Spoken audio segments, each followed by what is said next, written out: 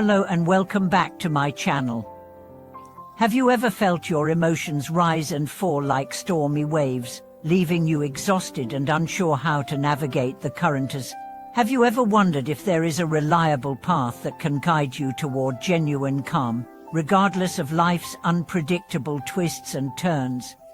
His Holiness the Jayawan Driver teaches that emotional balance is not a matter of suppressing our feelings, but of understanding their nature and learning to relate to them with mindfulness and compassion.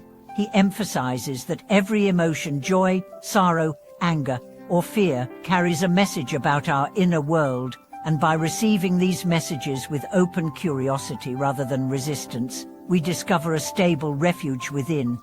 In one teaching session, His Holiness described how anger can be like a burning ember that scorches both ourselves and those around us.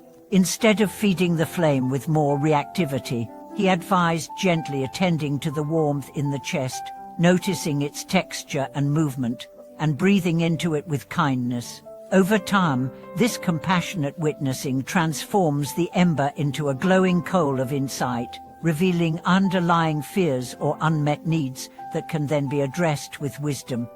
Equally powerful is the practice of Qigong, sending and taking, as a means of dissolving self-centered fixation.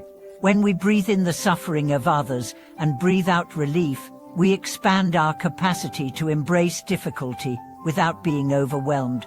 One participant in a retreat recounted how during a session on Qigong her habitual sadness melted into a sense of shared humanity. By taking in the collective sorrow of the world, she came to see her own grief as a thread in the vast tapestry of experience, and by sending out compassion, she felt uplifted rather than drained.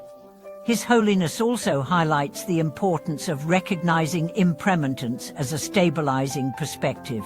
When anxiety arises over a looming deadline or a strained relationship, recalling that every sensation and circumstance is in constant flux opens a space of freedom. In that space, we gain the power to respond creatively rather than react out of habit. A caregiver who practiced this approach found that her mounting frustration with her responsibilities softened as she saw each moment as an opportunity to renew her commitment rather than a burden to endure. Daily rituals offer further anchors for emotional clarity.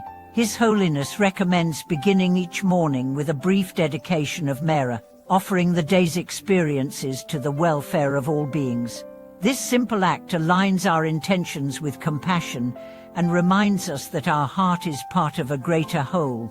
One teacher described how this morning aspiration became her compass. Even on days filled with personal challenges, she returned to that opening dedication and found her mood gently realigned toward equanimity and purpose. Community support reinforces individual practice. Gathering with fellow aspirants to share experiences, recite verses, or simply sit in silence creates a field of collective calm that each participant can draw from when storms of emotion arise. In one urban meditation group, members established a practice of checking in at the start and end of each meeting. By voicing their struggles and successes, they built a reservoir of mutual understanding that carried them through difficult weeks and deepened their resilience.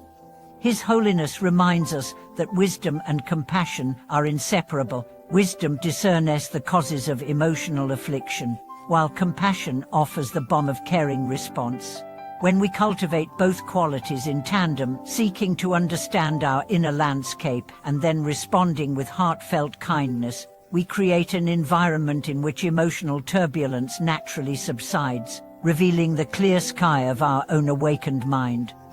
May these teachings inspire you to welcome every feeling as a doorway to greater self-knowledge, to practice breathing with kindness through each inner storm, and to root your daily life in the unwavering support of mindful devotion and community.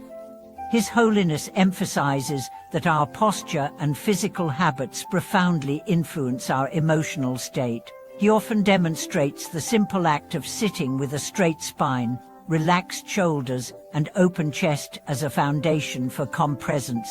In one public teaching, he invited participants to observe how slumped shoulders and a collapsed chest mirrored inner heaviness, while an upright, relaxed stance created space for breath and clarity. By linking physical alignment with emotional balance, he shows that each moment offers an embodied cue to come back into harmonious equilibrium. Another cornerstone of the Drive Up lineage's approach is mindful speech. His Holiness teaches that words carry the power to inflame or soothe both speaker and listener. In practical exercises, retreatants practice speaking only after a brief pause, ensuring that their intentions are rooted in compassion rather than reaction. One student shared how this tiny pause, inserted before every email or conversation, transformed offers conflicts into opportunities for genuine connection. By training the tongue to reflect inner peace, we weave clarity through the tapestry of our daily relationships. His Holiness also recommends the cultivation of simple devotional practices, such as reciting a short mantra or verse whenever difficult emotions surface. He explains that these sacred sounds function like therapeutic medicine, gently shifting the mind's chemistry from agitation to openness. A teacher recounted that during a particularly challenging week caring for an elderly relative, she kept a small cord with the Om Mani Padme Hum mantra at her bedside. Each time she felt overwhelmed, she silently repeated the mantra for 10 breaths and found her stress gradually soften into acceptance and renewed compassion. Modern research in psychoneuroendocrinology echoes these teachings, showing that intentional vocalization of calming phrases can lower cortisol levels and activate the parasympathetic nervous system. In one study, participants who practiced brief daily chanting experienced measurable reductions in anxiety and improved vocal tone, supporting the Drive Up view that sound can serve as a direct channel to our inner sanctuary.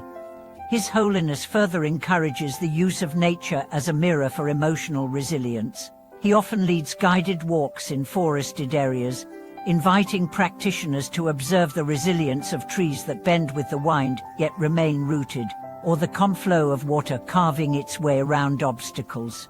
Immersing ourselves in these natural examples reminds us that flexibility combined with rootedness is the secret to weathering life's storms with grace. Finally, the Jayawan Drive Up underscores that overcoming emotional turbulence is not about reaching a permanent state of bliss, but about developing an amicable relationship with the full spectrum of our feelings. He likens emotional intelligence to a seasoned sailor who neither fears the waves or tries to stand above them, but learns to navigate with skill and compassion.